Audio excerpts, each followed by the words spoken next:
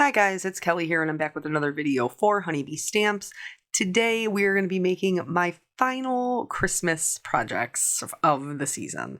So I'm using the Elegant Floral Frame Stamps and Dies. I showed you the Santa Claus background, but I didn't actually end up using it. I ended up switching gears and using the Spring Vines layering frames and the vintage layering labels. So what you saw me show you there is the Glimmer Specialty Clear Film.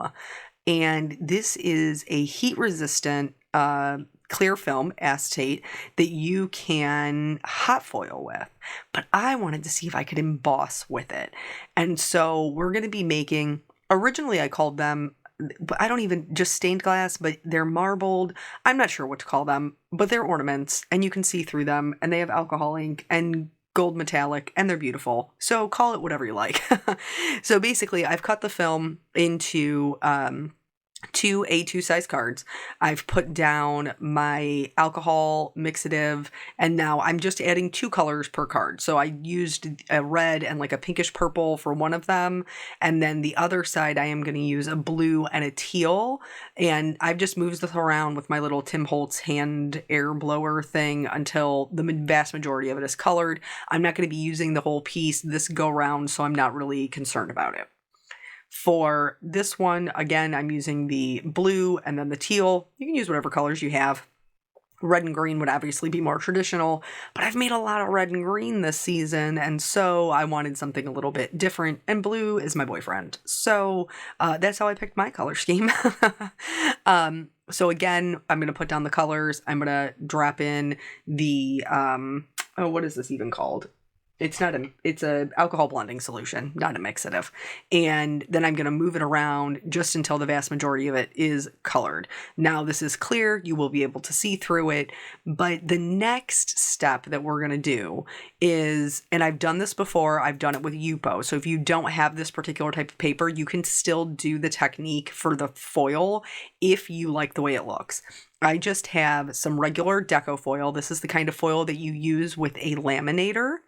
And I am just going to take the sheet. I'm going to stick it. This is after I've let it dry for a little while. And the foil is just going to stick to the parts that are still sticky. That's it. Now, it does pick up some color, so I'm not going to be able to use the same sheet on both pieces. I absolutely would if they were in the same color family, but instead I'll just roll these back up because the alcohol dries instantly. I will roll them back up and I will put them in my container, and then the next project I do with a similar color family, I will do the same. I'll use the same piece of foil until that foil cannot be used any longer because I'm not wasting it. So that's a super cool technique. I do have other videos on that. If you want to see it on just regular Yupo paper. But the thing is with that, with the foil, you can only see it from the front side. You cannot see it from the back. So if you want to do the foil, you have to use it with the alcohol side ink facing up so that you can see the foil. These pieces, in which we are repeating the same steps, minus the foil, are the pieces that I am going to do the heat embossing on. So when I do the heat embossing, I'm going to be using the back side. So I'm not going to be stamping directly over the alcohol ink. I'm not going to be heating the, putting the powder on it and heating the alcohol ink. I am going to be stamping on the I guess the back end of what we're seeing now. And then this is because, could I do it on the other piece? Yes, but I was very nervous about what the results would be like stamping directly over the alcohol ink, if I would remove any ink, if it would stain my stamps. So I didn't want to risk it. Here, I'm just using a little hand blower to dry it down more quickly in order to make sure, in case there's any leftover stickiness, it doesn't get on my Misty mat. I do have just a plain piece of white cardstock. Here, what happened, do you see that little piece of foil? I accidentally, when I was setting them over to clean off my surface, I accidentally set this piece on a piece of foil and it stuck. It stuck to it. So when I stamped it, I just stamped it in so that gold piece was going to be in an area that I was going to die cut out anyway. So I did treat this with my anti-static tool, and now I'm going to stamp with the Honeybee Be Creative Gold Metallic ink. Because acetate is very slick to stamp on, I'm being very gentle. I am using my Misty. I'm not pressing down a ton. I don't want it to smush out. I'm just kind of like kissing the stamp to the acetate. And then I'm going to ink it up and I'm going to do it again. This way I'm sure that I've got a good impression without having to put down a ton of pressure and worry that I am distorting the image by smushing my ink down. So now that that is done, I have been preheating, by the way, preheating the whole time, my heat gun.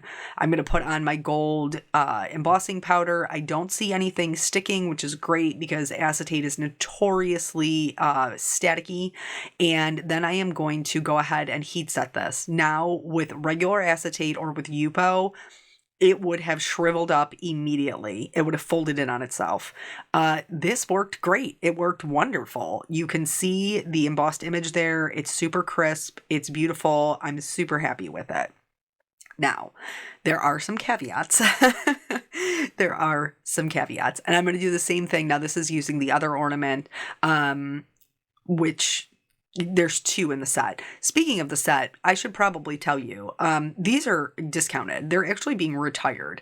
And Honeybee has seriously great like clearance and markdowns on retiring items. They are automatically marked down. You can get like stencils for 25 cents. You can get stuff for $1. You can get a stamp set for $3. This particular stamp set is marked down to, I think, $14.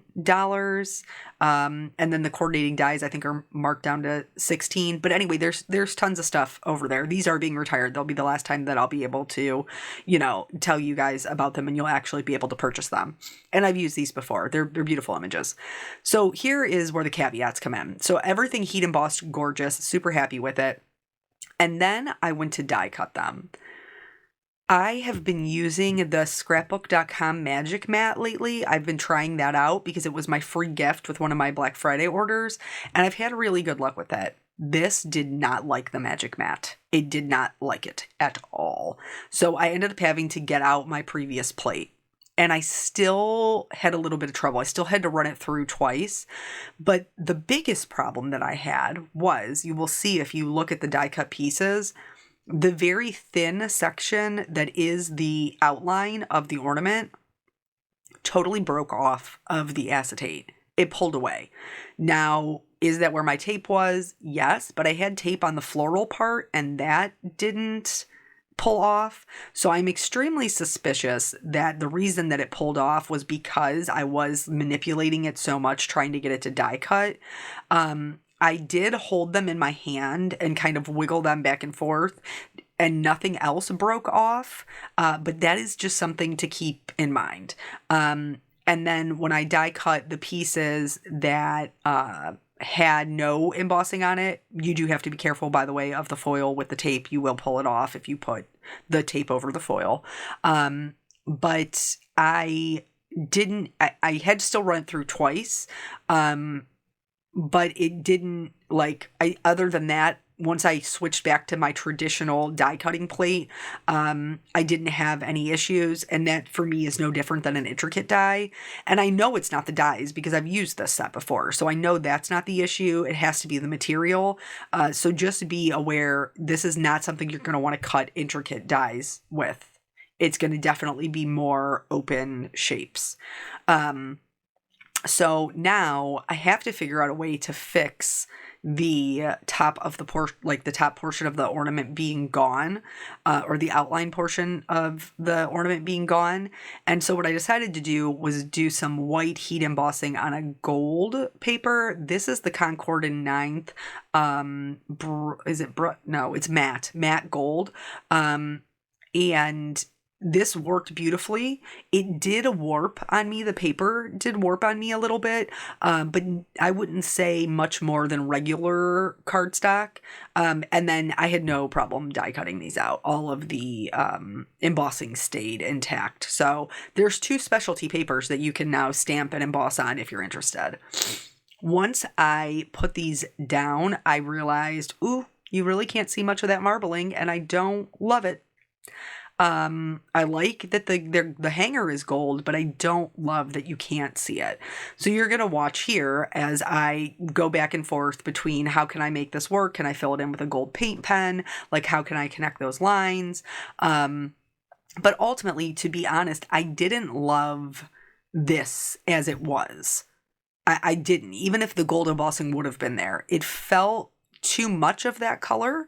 And so here is how I decided to go about it. And this I was much happier with.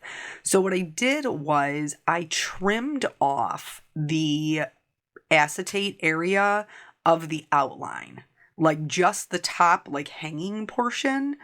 And then I laid that over the gold. And so it gave me the pink florals and then the pink ornament in the background, but it gave me a gold outline.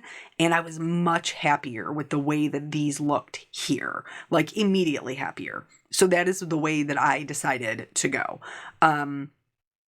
The marbled effect, stained glass effect, marbled stained glass, I don't know what we're calling it.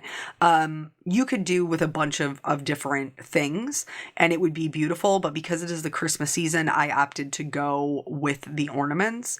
I did have a little bit of trouble with the acetate sticking to the metallic paper. And again, it could have been my adhesive because I'm using a liquid adhesive, but I was very cautious because I didn't want you to be able to see through it. Remember, this is clear. Even though we've put the alcohol ink on it to color it, it's still clear. I put it behind some of the more heavily embossed areas, just in little dots, and you could not see it through the acetate, but I did have a little bit of trouble with it sticking. I had to put it under a heavy object and let it sit, and then it's stuck fine. It had no issues. That's one of those things. Isn't it funny how we have a different perspective of things? So for years, I've seen people who use like the weights. People even sell them. Jennifer McGuire has one. And every single time I was like, I do not need those. Like, what would I need a weight for? My glue sticks when I put it down. And it's because, here's what totally changed my perspective. It's because I wasn't using a lot of dyes. Like, I was like, this is unnecessary. So shame on me for being a little bit judgy, I guess, that I felt like people were purchasing them and it was unnecessary. It was unnecessary for me until I realized that it's because I wasn't using a lot of dyes. Now, Jennifer uses a ton of dyes. So yeah, it totally makes sense that she needs one. I just didn't think that it was necessary. It was the same thing. We had a conversation a long time ago about like the Inkstand, and I was like, I don't need one of those. But then I talked to my friend Jen, who has limited use of her hands, and she was like, Inkstand's a game changer for me. Totally changed my life. And so it's just good to maintain those perspectives. That just because it's not for you doesn't mean that it's not for anyone. And you may find yourself, as your craft style changes, maybe now it is for you. I'm thinking maybe I have to invest in a weight. Who knows? So now this is where I changed my game plan. So originally I thought I would just do a white on white heat embossed background, and I realized quickly that it really needed something else. And these layering frames that Honeybee has, I love them. This one is the vintage layering labels. I use it all the time. And the other one is the spring vines, and that one has like that little detail. I love the fall frames too. Anyway, they're all really great, but I cut them in their layered pieces, just the big layer and then the next layer in, so that I would have a white frame that I could pop up. These ornaments would be really cool for the one where you do the string and they rotate. Like, that would be super cool as well. You could put another layer of the colored acetate behind them, so that way you would sandwich the gold in between, and then it would have color on both sides. Would love it. Would be great. But I didn't do that. Here is what I did.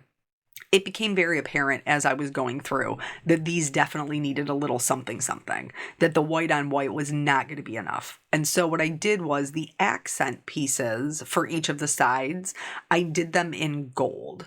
And I am cheap and I love my gold paper, but I don't want to have to buy it all of the time. So basically I just cut this out of leftovers. Like leftover pieces that I had, and I was able to cut them out. Now for the pink one, I did tape them in, so I didn't have to try to recreate that frame exactly. I could just tape them in, then I'll put my my foam adhesive underneath it, and that will be good to go. For this one, since I didn't want to inlay all of those little intricate details, I just put some liquid glue on the back, and then I trimmed off the excess that was overhanging. And I did that for all 4 corners. You will see when I put this down, like when you see me turn it, there's already 2 that are done. For some reason, I was so involved in my card making, I did not realize I was completely off screen. So this is the one I have to show you. I then did the 4th one, and those were done. For the sentiments, sticking with that kind of white and gold theme, this is from the Inside Sentiments Christmas set, which if you don't have it, or if you're not familiar with any of their Inside Sentiments sets, I would highly recommend them. They're really great and make it super easy to stamp a sentiment on the inside without having to think about it. And then the font is matchy-matchy. So you guys know how I feel about a good matchy-matchy. So anyway, going to heat emboss these and then cut them out with their coordinating dies. So this is my last, like I said, my last Christmas project. We are gearing up for Christmas. It's crazy. All my shopping is done, but I have not started wrapping. Yes, I know Christmas is in just a few days. I am aware. But so then we have Peanut because we are a blended family. So I do have shared parenting. I have Peanut on Christmas Eve this year instead of Christmas Day. And so we are doing a double duty Christmas Eve so everybody can see him for Christmas. We are doing Eric's side of the family in the morning for a breakfast/brunch. And then we are doing my side of the family in the evening. And so it's going to be a jam-packed day. And then Saturday morning, he will be here until like 10:30-ish. And then he'll go to his dad. So him and Caitlin will get to do their gifts and stuff together. And then we'll be on to my mama's house to do our Christmas over there. So just crazy. If you are traveling this season, I hope that you are safe traveling to your destinations. And of course, I hope you guys have a wonderful holiday. Here, so now I've put all my little foam dots on the back. I know how many foam dots that is. Do I know that I have a problem with the amount of foam I feel the need to put on a card? Yes, I do. It's okay. So I want my hanger to go underneath my frame. So I'm going to put them together before I put them on my card base. But I'm not going to push down the middle. So what I'm going to do is I'm going to line up my edges. I always find it easier to make sure my card is straight if I adhere it kind of from the side. I know that seems silly, but it does work for me. And then once I have that in place, I will go ahead and make sure my ornament is straight. I will adhere that down. Now everything is the same level as far as the ornament and the frame. And then I'll just trim off the top part of the hanger that I don't need. And then for the sentiment, this one, the gap is very small, so I didn't need to put any foam tape behind it. I could just glue it down, and really the only thing that is unsupported is the C in Christmas. And then that card is done. For this one over here, I switched from the foam dots because I know I have a problem with the foam dots. And I switched over to foam tape, and then I covered this whole background. You can see my haphazard cutting of my gold paper in the background, but nobody will see it once we put it together. No one will know. So I did that, and then again, when I put the foam tape on the ornament, I only put it underneath the floral part and the hanger, so that way the middle section with the foil is still clear. And again, I'm going to make them make friends together, and then I will adhere them down to the card. So one thing to note that that happened to me, you could see me like looking at the hanger, because I accidentally put it onto the tape and then I had to pull it off. Can you see just above the top of the card where I have a dot missing? The tape took the embossing off of the metallic paper. So that's the other caveat. I didn't have any issue, like even scratching it with my fingernail or anything. It isn't coming off. But apparently if you're using a stronger adhesive, it will kind of pull it off. So just be aware. But then that's it. That is both cards. I think the ornaments are beautiful. I'm really happy with the way that they came out. Don't forget to check out their clearance sale. It's a really great one. And I wish you guys the merriest of Christmases. Happy holidays. Thank you so much for spending your time with me. I always appreciate you, and I will catch you on the next video. Bye.